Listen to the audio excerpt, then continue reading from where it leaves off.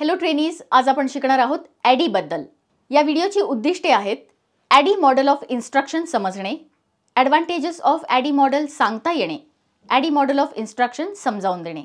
ॲडी एक निर्देशात्मक system design ISD framework आहे, जे कित्येक निर्देशात्मक डिझायनर्स आणि प्रशिक्षण व्यावसायिकांकडून कोर्स विकसित करण्यासाठी वापरण्यात येते। निर्देशात्मक सिस्टम शिक्षात्मक सामग्री आणि गतिविधींचे विश्लेषण, डिझाईन विकास, त्यांना अंमलात आणणे आणि मूल्यांकन करण्याची एक व्यवस्थित पद्धती आहे। ॲडी एक प्रोजेक्ट मॅनेजमेंट टूल आहे, जे पाठ्यक्रम आणि निर्देशात्मक डिझाईन तंत्राच्या विभिन्न पायऱ्यांना संघटित करण्यात आपली मदत करते। चला एक करून स्टेप्सना समजून घेऊ। सगळ्यात पहिली पायरी विश्लेषण। या पायरीमध्ये निर्देशात्मक समस्या आणि उद्देश यांना समजून घेतलं जातं आणि आपण अभ्यासाचे वातावरण, ट्रेनीचं असलेलं नॉलेज आणि स्किल्सची ओळख करून घेतो। काही प्रश्न तुमच्या मनात आले असतील, जसं की ट्रेनी कोण आहे आणि त्याची वैशिष्ट्ये काय आहेत? डिझायर्ड न्यू बिहेवियर काय आहे? शिक्षणामध्ये कशा प्रकारच्या सीमा असतात? डिलिव्हरी विकल्प काय आहेत? पेडगॉजिकल कन्सिडरेशन्स काय आहेत? प्रौढ शिक्षण सिद्धांतानुसार कोणकोणते विचार प्रमुख आहेत? प्रोजेक्ट कंप्लीट करण्याचा कालावधी काय आहे? आपल्या गरजांना ॲनलाइज करण्याबरोबरच हा प्रश्न विचारणेही गरजेचे आहे। या विश्लेषणादरम्यान निर्देशात्मक डिझायनर्स आपल्या कार्यवाहीच्या योजनेला उत्तम बनवण्यासाठी प्रतिबद्ध असतील आणि संसाधनांना सुनिश्चित करतील। Design phase. या पायरीमध्ये आपण शिक्षणाचे लक्ष्य, परीक्षण उपकरण, अभ्यास, सामग्री, विषय विश्लेषण, लेसनची योजना बनवणं आणि मीडिया निवडीबद्दल शिकतो। ही पायरी सिस्टमॅटिक आणि स्पष्ट रूपाने झाली पाहिजे। सिस्टमॅटिकचा अर्थ आहे एक लॉजिकल पद्धत, ज्याद्वारे पाठ्यक्रम सामग्री प्राप्त करण्यासाठी बनवण्यात आलेल्या धोरणांची ओळख, त्यांना डेव्हलप आणि त्यांचं मूल्यांकन केलं जाऊ शकेल। स्पष्ट रूपाचा अर्थ आहे की निर्देशात्मक डिझाईन प्लॅनच्या प्रत्येक पॉइंटवर सखोल काम करणं। डिझाईन फेजमध्ये डिझाईन डॉक्युमेंट किंवा डिझाईन प्रपोजल किंवा कॉन्सेप्ट किंवा मग स्ट्रक्चर नोट लिहिण्याची गरजही पडू शकते। विकास पायरी। या पायरीमध्ये निर्देशात्मक डिझायनर्स आणि डेव्हलपर्सना डिझाईन पायरीमध्ये दिल्या गेलेल्या पाठ्यक्रम सामग्री बनवणे आणि एकत्र करण्याची गरज असेल। जर ई-लर्निंग सामील असेल तर प्रोग्रामर्स टेक्नॉलॉजीला डेव्हलप किंवा कंबाईन करतात। डिझायनर्स स्टोरी बुक, मटेरियल्स आणि प्रोसिजर बनवतात। डिझायनर त्यांना मिळालेल्या फीडबॅकनुसार पाठ्यक्रम सामग्रीला रिव्ह्यू किंवा त्यात बदल करतात। अंमलात आणणे।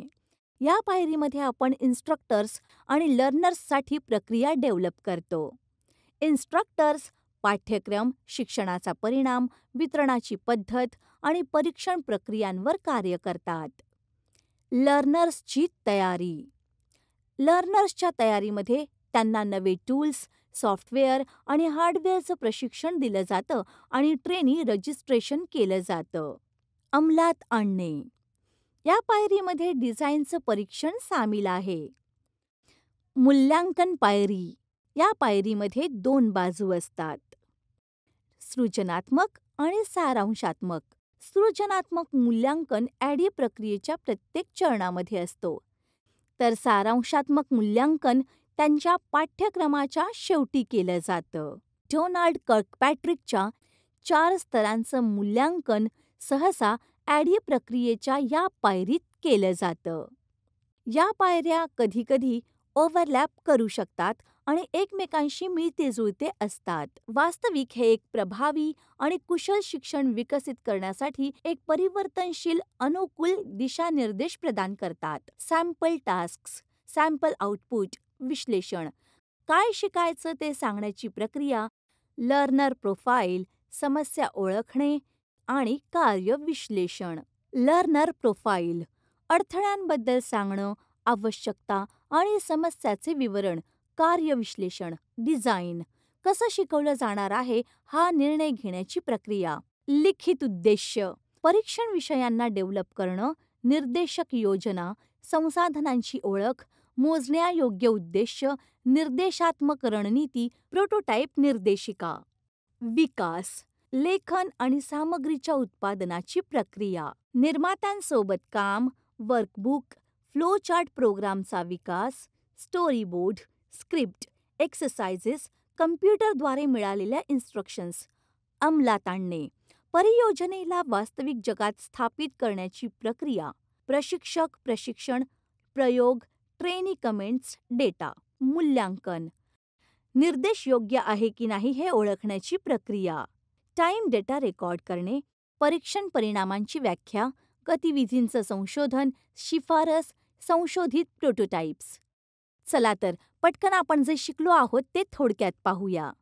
तर ॲडी मॉडेल एक सिस्टमॅटिक निर्देशात्मक डिझाईन फ्रेमवर्क आहे जे विश्लेषण, डिझाईन, विकास, अंमलात आणणे आणि मूल्यांकन पायऱ्यांनी मिळून बनतो. हे ट्रेनीजच्या गरजा, उद्देश्य आणि शैक्षणिक वातावरणावर लक्ष ठेवतं. सिस्टमॅटिक आणि स्पष्ट रूपाने यात सामील आहे कॉन्टेंट क्रिएट करणं, टेक्नॉलॉजी, एकीकरण, अंमलात आणण्याच्या प्रक्रिया आणि मूल्यांकनाच्या पद्धती. या मॉड्यूलचे लाभ आहेत संरचित योजना, प्रभावी कार्यवाही आणि निरंतर सुधार. मला आशा आहे की तुम्ही या सेशनमध्ये शिकवण्यात आलेले सर्व समजला आणि शिकला असाल. तर भेटूया पुढच्या इंटरेस्टिंग आणि एक्साइटिंग व्हिडिओमध्ये. थँक्यू आणि तोपर्यंत गुड बाय.